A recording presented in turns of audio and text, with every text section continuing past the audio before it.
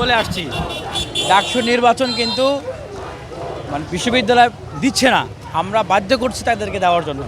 নাহলে 11 মাস লাগে না আমাদেরকে এই বিশ্ববিদ্যালয়ের বাসভবনের সামনে আমরণ অনশন অবস্থান কর্মসূচি করা লাগে না।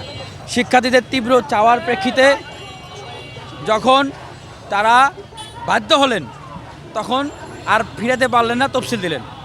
বারবার আমি তো 3 ঘন্টা আগে বক্তব্য দিয়ে আসলাম যে ডাকসুকে বানচাল করার ষড়যন্ত্র চলমান আছে।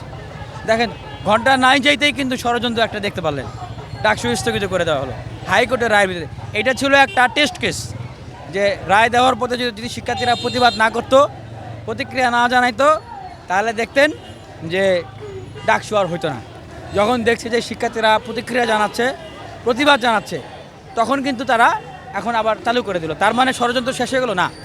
আমি বিশ্ববিদ্যালয়ের শিক্ষার্থীদের উদ্দেশ্যে বলবো যে এইটা একটা নির্বাচন না শুধু, এটা একটা উৎসব না শুধু, এটা আপনার অধিকার আদায়ের প্ল্যাটফর্ম। এই ডাকসুর ভিতর দিয়ে আপনার প্রকৃত বন্ধুদেরকে খুঁজে বের করতে হবে, নিয়ে আসতে হবে। যদি সেটা করতে না পারেন তাহলে আবারও হয়তো আপনাকে গেস্ট রুমে ফিরতে হবে, আবারও গণরুমে ফিরতে হবে, আবারও বিশ্ববিদ্যালয় দখলদারিত্বের রাজনীতিতে আপনাদেরকে ফিরতে হবে।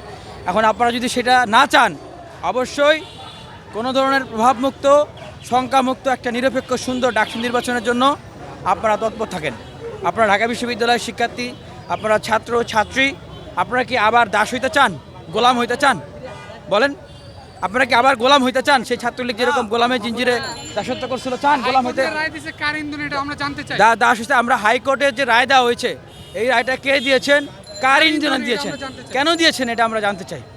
ঢাকা বিশ্ববিদ্যালয়ের শিক্ষার্থীরা আর নতুন করে দাসত্ব চায় না, নতুন করে দাসত্ব শৃঙ্খলা আবদ্ধ হইতে চায় না। আমরা গণতান্ত্রিক মূল্যবোধের এই যে প্ল্যাটফর্ম, এটার আমরা বাস্তবায়ন চাই। ডাকসুর ভিতর দিয়ে শিক্ষার্থীদের প্রকৃত বন্ধুরা বের হয়ে আসুক, আমরা সেটা চাই।